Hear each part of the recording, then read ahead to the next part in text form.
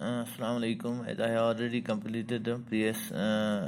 topics, so I will start from Ohm's law.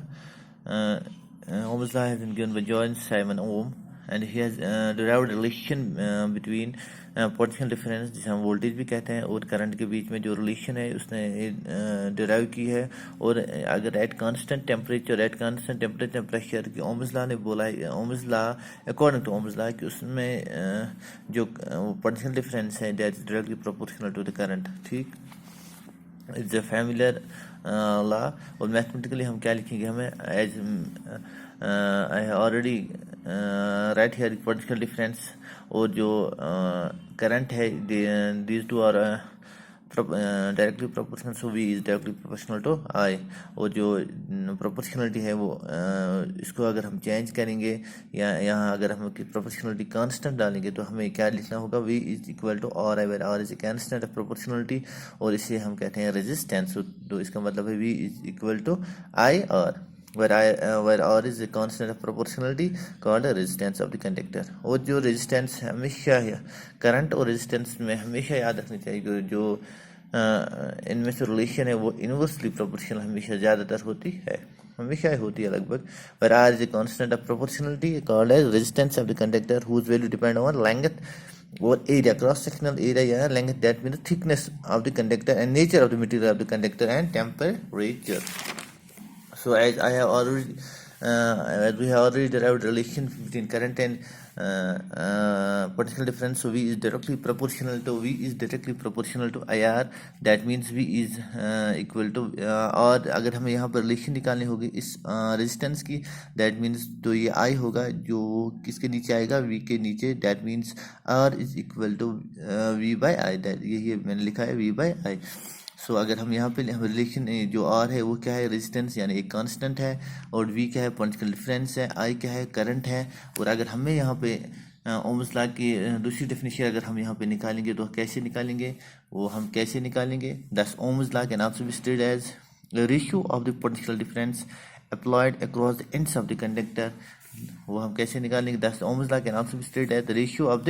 the potential difference applied across the ends of the conductor to the current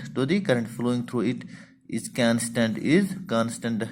provided the physical conditions of the conductor do not change। जो हमने यहाँ पे relation निकाली है इसी से हमें definition भी निकलती है। सो अगर यहाँ पे हम R is equal to V by I, यानी R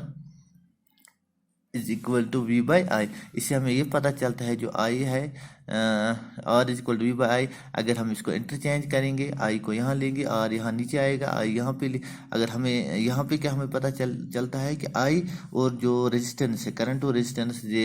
inversely proportional to each other. और जो पोटेंशियल डिफरेंस और करंट है ये directly proportional to each other. इससे ये भी पता चलता है अगर आई इंक्रीज करेंगे तो पोटेंशियल डिफरेंस इंक्रीज होगा, अगर आई को डिक्रीज करेंगे तो पोटेंशियल डिफरेंस डिक्रीज हो जाए, क्योंकि ये डायरेक्टली प्रोपोर्शनल है।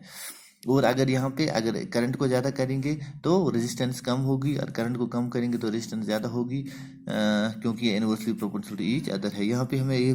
पता चलता है जो करंट है वो directly proportional to potential difference, that means it will if current will increase then potential difference will also increase and the current is inversely proportional to resistance. If current increase हो जाएगी तो resistance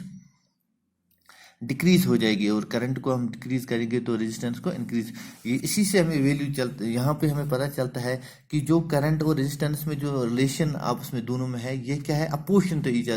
each other. इसका मतलब है कि अगर हमें resistance की डेफिनेशन यहाँ निकालेंगे, क्या लिखेंगे कि रेजिस्टेंस जो है वो ऑब्स्ट्रक्शन और opposition offered by conductor to the flow of electric current, यानी अपोजिशन रेजिस्टेंस का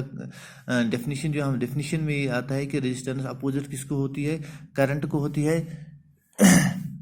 मैथमेटिकली हम जो हमने यहाँ पर रिलेशन लिखी है R is equal V by I, इसी से हम लिखें अगर R is equal resistance, V is potential difference and I is current, तो हमें क्या यूनिट ऑफ रेजिस्टेंस कैसा है, unit of resistance is ohm which is denoted by जो ये है ऐसे हमने जो इसे हम डिनोट करते हैं किसको, रेजिस्टेंस, जो ऐसा यूनिट ऑफ रेजिस्टेंस है उसको ऐसे डिनोट करते हैं यानी ओम से। So if V is equal to 1 volt, I is equal to current, then R is equal to 1 V by 1 A. So अगर हमें डेफिनेशन लिखनी होगी 1 ओम किसके बराबर, the resistance of a conductor is said to be 1 ohm when a current of 1 I flows through it against the potential difference of 1 volt.